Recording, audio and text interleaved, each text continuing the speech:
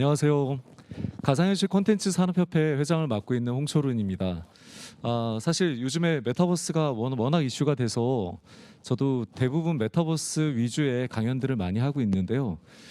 메타버스에서 제일 중요한 경제, 이 생태계를 만들 수 있는 게 저는 NFT라고 생각을 하고 있습니다. 그래서 오늘 되게 전문가분들이 많은 강연들을 해주셨고 굉장히 전문성 있는 그런 부분이라서 저는 조금 눈높이를 낮춰서 메타버스나 아니면 NFT 관련된 조금은 쉬운 부분에서 좀 말씀을 드려보고자 합니다.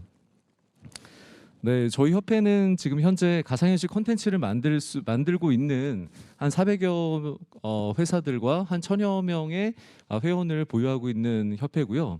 지금은 이제 사단법인으로 문화체육관광부 산하에 등록이 되어 있는 협회입니다. 네, 저는 99년부터 한 20년간 게임 회사를 했어요. 그래서 20년 동안 이제 게임 콘텐츠 개발을 해왔는데 처음에는 PC 온라인 게임으로 개발을 하다가 모바일도 하고 그다음 스마트폰도 하고 그리고 이제 2015년부터는 이제 VR 쪽 콘텐츠나 AR 쪽 콘텐츠들을 많이 만들어 왔습니다. 그래서 저도 이제 20년 동안 게임 사업을 하다 보니까 이제 애착도 많고 그리고 요즘에 이제 NFT 게임들이 많이 이제 늘어나고 있잖아요. 그래서 제가 요즘에 게임 회사들한테 얘기해 주는 게 있습니다. 1억을 벌던 회사는 이제 100억을 벌 수 있는 기회가 온 거고 1조를 버는 회사들은 이제 100조를 벌 수 있는 시대가 왔다고 일단은 게임 산업에 대한 정부의 지원도 많이 더 늘어나고 또 이거를 이제 무슨 예전처럼 무슨 사대학이나 이런 것처럼 규제나 이런 부분이 아니라 글로벌하게 성장할 수 있는 이 게임 산업 그리고 우리나라의 게임 시장이 지금 벌써 18조 정도가 되거든요. 또 그 중에서도 한 8조 정도는 이 문화 콘텐츠 수출액에서 한 70% 차지하는 게 게임입니다. 그런데 이제 그 게임의 수명들이 어떻게 보면은 조금 게임이 한번 오픈이 되고 6개월에서 1년 정도가 되면 그 라이프 사이클이 좀 죽는 그래서 좀 실패하는 게임들이 워낙 많은 거죠. 근데 이제 NFT가 도입되고 이 NFT를 통해서 이 소유권들이 아이템에 대한 소유권들이 판매가 되면서 저는 이제 이 라이프 사이클도 예전에 리니지 게임처럼 단순하게 1, 2년이 아니라 이제 10년, 20년 이렇게 갈 수 있는 게임의 전성시대가 오지 않을까 그렇게 기대를 하고 있습니다. 일단은 메타버스랑 동떨어지게 생각을 할 수 없기 때문에 일단 1995년에 빌 게이츠가 데이비드 레터맨 쇼에서 그 인터넷에 대해서 설명을 했던 영상이 있습니다. 잠깐 보시겠습니다.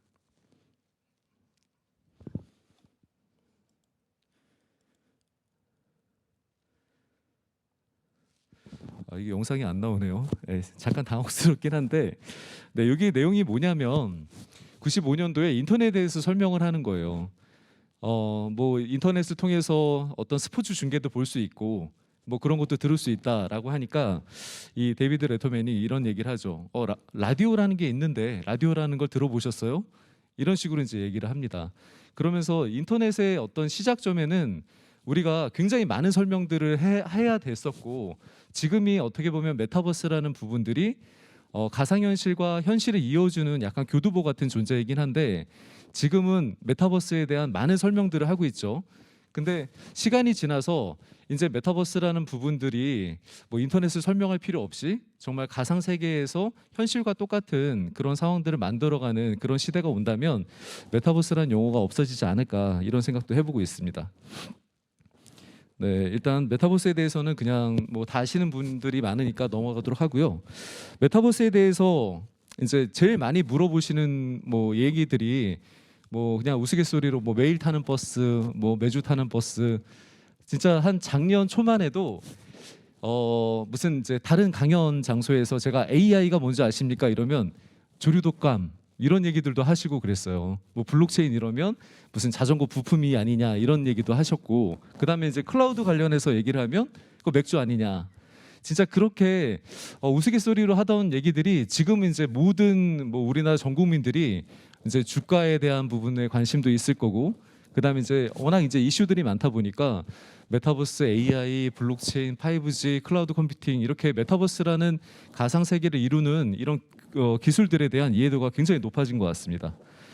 제가 생각하는 메타버스는 현실의 세상과 가상의 세상을 연결해 줄 수 있는 교집합이라고 생각을 하고 있어요. 이걸 한마디로 정의할 수는 없지만 우리가 현실에서 이렇게 미팅하고 소통하고 사람들을 만나서 일하고 이런 부분들이 코로나를 통해서 제한을 받기 시작을 했고, 기존에는 메타버스라는 용어를 쓰지 않고 그냥 가상세계, 버추얼 월드라는 얘기들을 많이 했는데, 지금 버추얼 월드라고 하면 대부분 사람들은 그거는 게임 아니야? 가상 세계에서, 판타지 세계에서 내가 레벨업을 하고 그다음에 이제 사람들 뭐 군주가 되고 뭐 몬스터로 때려잡고 이렇게 해서 가상 세계라고 하는 거를 대부분 게임으로 치부를 했는데, 지금은 이 가상 세계를 이루는 기술을 통해서 현실과 현실의 이제 사회, 경제, 문화, 뭐 요즘에는 이제 정치적인 부분까지도 그 가상 세계와 연동이 되는 거죠. 그래서 지금은 이 메타버스라는 과도기가 지나가면 앞으로는 그냥 가상 월드라는 뭐 그냥 가상 세계라는 부분이 옛날에 뭐 그냥 우리가 뭐 좀 뭐 미래 영화나 이런 걸 보는 것처럼 지금은 이제 조금 더 친숙해질 거라고 생각을 하고 있습니다.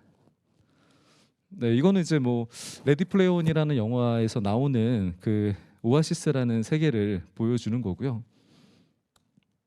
네, 일단은 뭐 영상이 되지 않기 때문에 그냥 넘어가도록 하겠습니다. 이 메타버스라는 용어는 되게 유명하신 분들이 많이 쓰고 있어요. 근데 작년 3월에 이제 로블록스가 상장을 하면서 우리는 게임 회사가 아니다, 우리는 메타버스 회사다, 이렇게 공표하면서 더 큰 이슈가 됐죠. 그리고 지금 메타버스에 대한 아직은 뭐 정형화된 시장 규모는 나오지 않았지만 VR, AR, MR, XR 이런 기술적인 부분에서의 시장 자료들은 나와 있는데, 이 메타버스라는 하나의 서비스이자 플랫폼이 지금 NFT나 블록체인이나 뭐 지금 AI 기술 이런 부분들을 다 포괄하고 있기 때문에 지금 현재 발표되어 있는 자료들은 사실상 맞지 않다고 생각을 하고 있습니다. 그리고 90년대 우리가 지금 메타버스라는 부분을 얘기하고 있지만 인터넷이라는 하나의 그 가상 네트워크에 접속하기 위해서는 예전엔 PC를 통해서 그 다음에 키보드나 마우스를 활용을 했었습니다.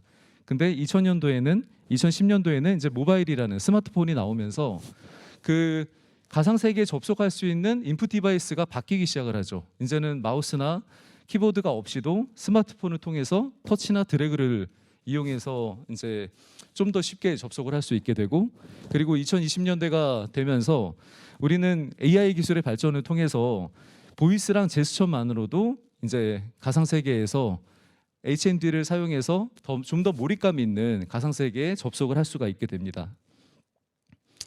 이런 부분들은 조금 스킵하도록 하겠습니다. 그래서 메타버스에서는 그냥 가상현실을 만드는 VR, AR, MR 이런 기술적인 기술뿐만이 아니라 인공지능 기술 중에서도 시각이나 언어지능, 그리고 블록체인의 NFT 기술, 그다음 클라우드를 활용한 기술, 그다음에 네트워크, 이런 부분들이 다 종합적으로 쓰여지는 기술이라고 생각을 합니다. 제가 이제 가상현실에 대한 부분들을 이제 많이 말씀을 드리면 거의 뭐 10중에 9명은 가상현실 하면 HMD를 쓰고 이 헤드셋을 활용해서 가상 세계에 되게 불편하게 들어가는 게 VR이다라고 얘기를 많이 하세요. 근데 실제적으로 가상현실의 종착점, 가상현실 기술은 오감을 다루는 기술입니다. 어떻게 보면은 지금은 시각과 청각, 촉각, 웨어러블 기기들을 통해서 촉각까지 컨트롤이 되지만 앞으로는 이제 미각이나 후각까지도 이런 디바이스들이 나온다면 앞으로의 가상 세계는 좀 더 발전할 수 있을 거라고 생각을 하고요. 그리고 지금 메타버스라고 하는 부분들이 우리가 지금 상상하는 뭐 레디 플레이원의 세계까지 가기에는 약 10년 정도의 시간이 더 필요하다고 얘기를 합니다. 뭐 이제 이런 기술들에 대한 부분들이 있다는 거고, 오늘의 이제 뭐 주요적인 부분은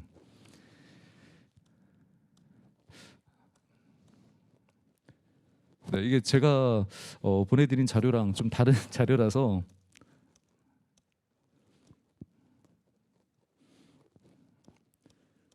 좀 넘기도록 하겠습니다.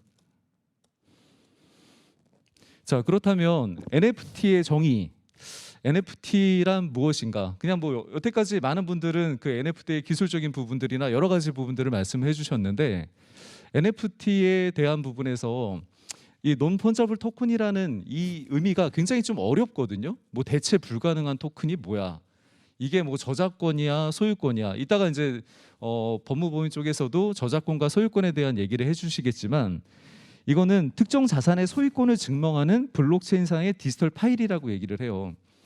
이게 뭐 이제 우리가 부동산을 사면, 집이라는 걸 사면 이제 거기서 부동산 등기부등본을 받을 수 있듯이, 제가 만약에 그냥 나이키 운동화를 샀을 때 이 운동화를 현신해서 사면 그 운동화를 제가 뭐 10만 원에 사서 20만 원에 팔 수도 있고, 아니면 그거를 뭐 쓰레기통에 버릴 수도 있고, 그냥 제 마음대로 할 수 있잖아요. 근데 이 나이키의 디자인 저작권은 나이키사가 가지고 있거든요. 그래서 그 저작권은 나이키사가 소유하고 있기 때문에 그거를 제가 나이키의 저작권을 침해하거나 이럴 수는 없는 거죠. 소유권이라는 게. 이 NFT도 마찬가지입니다. 현재는 이 NFT를 발행할 때, 내가 이 NFT를 발행할 때 이거를 가지고 내가 소유를 하는 거지, 이거를 그러니까 소유를 하기 때문에 되팔 수는 있지만, 이걸 통해서 내가 비슷한 걸 만들어 가지고 다시 불법적으로 저작권을 침해하면서 이거를 갖다가 찍어내거나 아니면 다시 재공급을 할 수가 없는 거죠. 네, 그래서 NFT는 단순하게 하나에만 그 고유성을 부여할 수도 있고, 그리고 여기 보시는 것처럼 이거를 이제 순번을 매겨서 9개로 나눠서 1, 2, 3, 4, 5, 6, 7, 8, 9 이렇게 해서 이 9개의 이 9개의 백에 대해서 이 원본성과 고유성을 나눌 수가 있는 거죠. 여러 개로도 만들 수 있고, 또 하나를 가지고 지분을 나누듯이 여러 개로 나눌 수도 있습니다. 이런 NFT는 사실상 웹 1.0, 2.0, 3.0, 웹3라는 얘기를 많이 하는데요. 지금 이게 뭐 탈중앙화 시대에 제일 중요한 생태계적인 그 플랫폼이 지금 이제 웹3라는 얘기를 합니다. 그래서 웹 1.0 때는 아까 보여드린 것처럼 뭐 이제 2000년대 초반에 인터넷의 대중화로 우리가 뭐 야후나 네이버, 뭐 그때 코리아닷컴 등등 그런 데서 정보를 갖다가 단순하게 받기만 할 수 있는 게 웹 1.0이었다 그러면, 웹 2.0 시대는 유튜브나 페이스북이나 아니면 뭐 카카오톡 이런 걸 통해서 그 안에 내가 컨텐츠를 생산을 하고 또 다른 사람의 컨텐츠를 소비하고, 하지만 그거는 플랫폼 기업들이 대부분 다 수익을 가져가는 거거든요.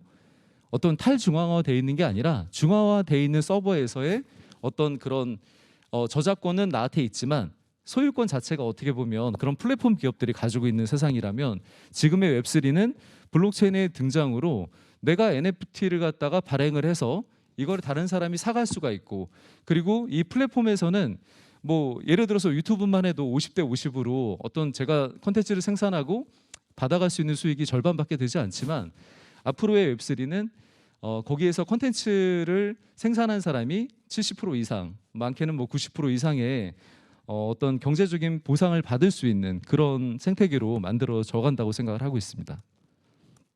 일단 오늘 시간이 좀 부족한 관계로 간단하게만 좀 말씀드리도록 할게요. 지금 NFT 같은 경우는 작년 기준으로 거래액이 14조를 넘어섰습니다. 이게 뭐 14조라고 하면 지금 우리나라 게임 산업의 전체 시장이 18조거든요. 그리고 이 14조라는 금액이 전전년도에 비교해서 약 170배가 성장을 한 겁니다.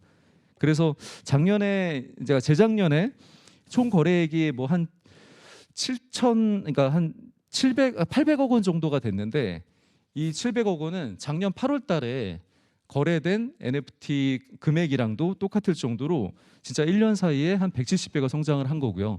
이거는 이제 NFT 게임보다도, 뭐 NFT 게임도 당연히 엑시 인피니트라던가 그런 부분들이 있지만 지금은 이제 예술 작품이나 이런 부분으로 작년에는 시작이 됐었고, 올해는 이제 다양한 NFT 게임들이 나오면서 이 시장은 폭발적으로 증가할 것으로 생각을 하고 있습니다.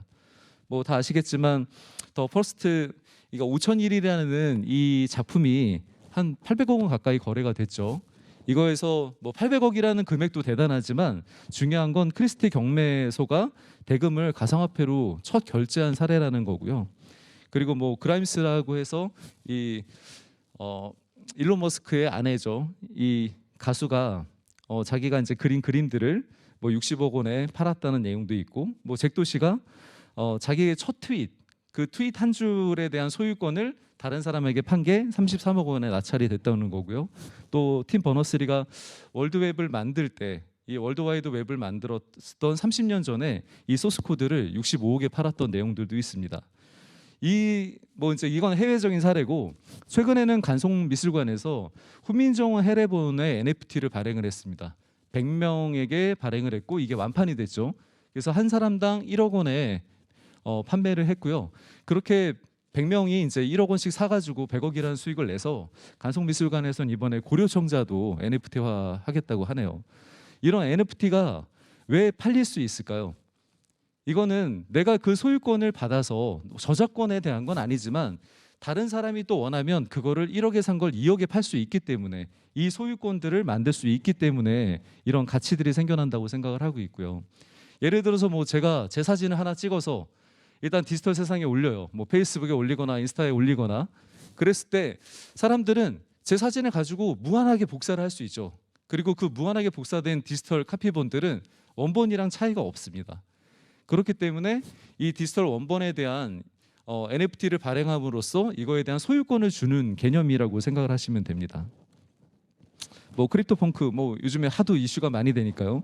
뭐 코비드 에어리언이 뭐 130억에 거래가 됐고, 그 중에서 최근에 이제 크립토펑크 9998이라는 이 NFT가 하나로 6,300억 가까이 거래가 됐거든요. 근데 이제 이게 어떻게 보면 플래시론을 통해서 몇 초 만에 돈을 빌려가지고 몇 초 만에 갚으면 이자를 내지 않기 때문에 그런 걸 통해서 사기를 한 거죠. 6,300만 원에 이 크립토펑크를 구매를 하고 이거를 바로 그 다음날 1조 3천억 가까이 되는 돈으로 올렸는데, 뭐 이런 사기들도 지금 만들어지고 있습니다.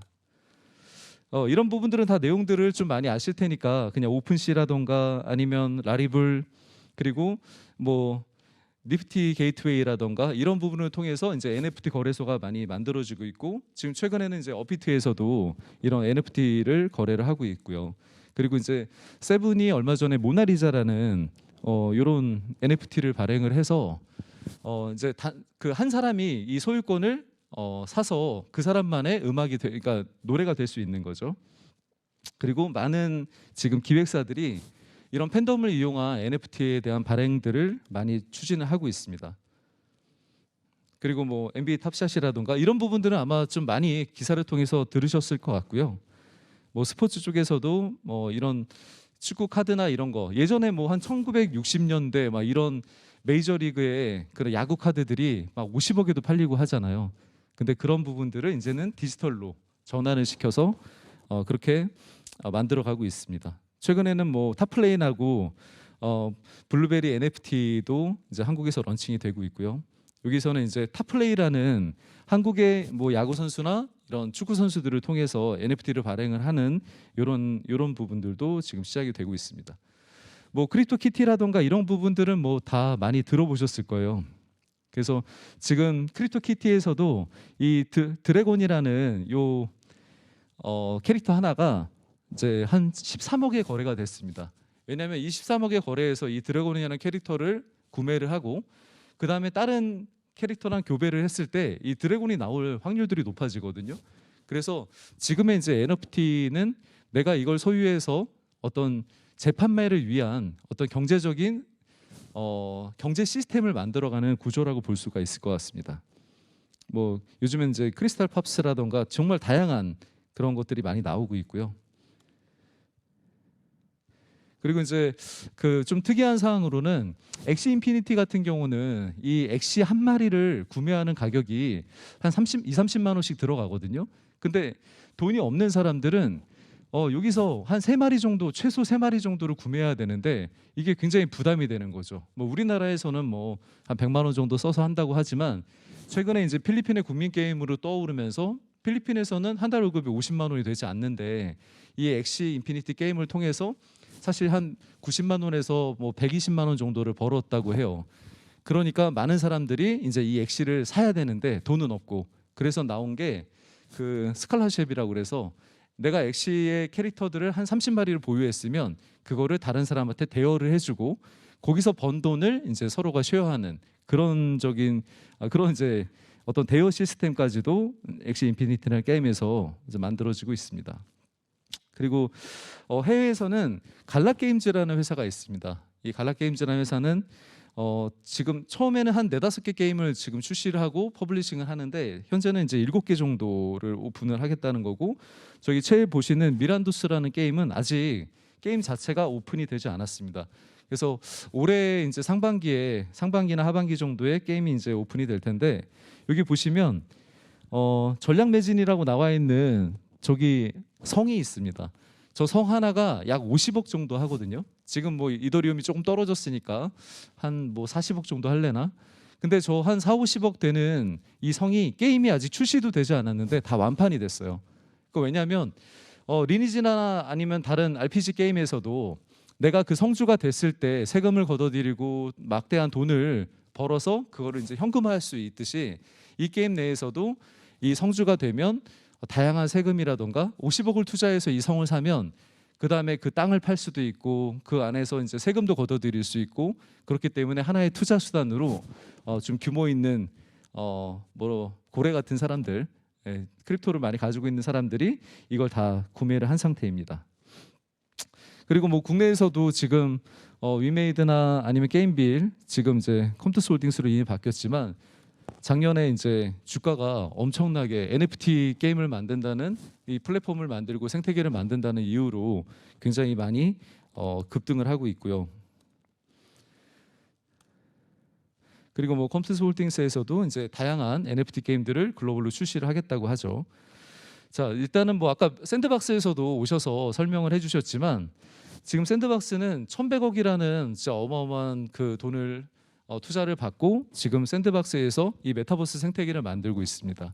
우리가 레디 플레이어 원에서 봤던 세계랑은 아직은 좀 다르지만, 그리고 또 페이스북이 지금 메타라는 회사가 추구하는 그런 세상과도 아직은 갈 길이 멀지만, 지금 이 탈중앙화된 이런 플랫폼을 만들어서 그 안에서 내가 뭐 생산과 소비를 할 수 있는 이런 많은 플랫폼들이 이제 나오기 시작을 하는데, 그 대표적인 게 이제 샌드박스고, 그리고 이 샌드박스에는 이렇게 다양하게 그 땅들이 지금 있고 이 부동산을 사서 이제 게임을 진행할 수가 있는데, 이것도 아직 출시는 안 됐습니다. 지금 뭐 알파 테스트를 하고 있고 땅을 산 사람에게만 이 알파 테스트를 할 수 있는 기회가 주어지거든요. 이 안에서는 뭐 뽀로로도 지금 샌드박스에 입점이 되어 있는 상태고요. 그리고 여기 보시면 오른쪽 끝에 이제 좀 확대를 해드리겠습니다. 요 뽀로로 월드가 있어요. 이 월드 옆에 땅을 하나 제가 사고 싶어서 이 샌드에 좀 투자를 하고 기회를 계속 엿보고 있었는데, 이 땅이 엄청 비싼 거예요. 지금 보면은 이 블록 하나를 사는데 좀 많게는 뭐 이거 말도 안 되는 가격이긴 한데 막 이더리움이 막 5만 개가 들어가기도 하고요.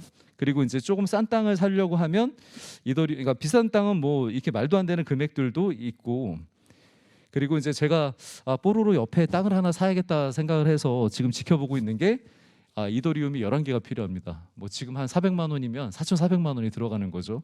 그래서 제가 최근에 좀 가을이었습니다. 이 뽀로로 이 땅 옆에다가 제 땅을 하나 사기 위해서 샌드박스에 좀 투자를 했는데, 그게 샌드박스가 그 소프트뱅크의 비전 펀드에서 1,100억을 투자를 받으면서 그 가격이 너무 올라간 거예요. 그래서 지금은 어쨌든 그걸로 저는 한 1,000만 원을 투자해서 한 4-5천만 원을 벌어들이는 뭐 이제 그런 뭐 좋은 호재도 좀 있었습니다. 이게 이제 원래 영상이 좀 다 나와야 되는데요. 네, 일단은 지금 버전이 좀 틀려서 좀 양해 부탁드리고요. 그리고 디센트럴랜드도 이런 가상 부동산을 내가 구매를 하고 이 가상 부동산에서 내가 이제 집도 짓고 그 다음에 친구들과 게임도 하고 이렇게 할 수 있는 거고요. 이거는 이제 제가 직접 들어가서 디센트럴랜드를 좀 돌아다녀 봤는데, 아직까지는 뭐 컨텐츠가 그닥 그렇게 뭐 상용화된 게임이나 이런 거에 비해서는 사실 그렇게 뭐 볼 거는 많지 않습니다. 근데 이런 걸 통해서 이런 디센트럴랜드나 샌드박스가 향후에 레디 플레이어 원 같은 오아시스 가상 공간을 메타버스를 만들어 갈 수 있다고 사실 그 가능성을 좀 보고 있습니다. 뭐 여기서 제일 중요한 건 제가 이제 오늘 말씀드리는 부분에서 제일 중요한 요소는 사실 NFT 그다음에 뭐 블록체인 뭐 다양한 기술들이 있지만 제가 생각할 때 이 탈중앙화된 서비스에 대한 그런 고민을 지금 해야 되는 시기가 아닐까 생각을 하고 있습니다. 왜냐하면 예전에는 뭐 국가를 위해서 아니면 회사를 위해서 그리고 뭐 가족을 위해서 많은 희생들을 요구받았던 그런 시대였다면 지금은 내 자신의 행복을 위해서 특히 이제 코로나라는 이런 사태를 통해서 이제는 뭔가 다른 사람과 눈치를 보거나 같이 밥을 먹거나 이런 거보다 내가 혼자 있는 시간, 그다음에 가상 세계에 접속해서 일을 하거나 소통할 수 있는 시간들이 많아지고 있잖아요.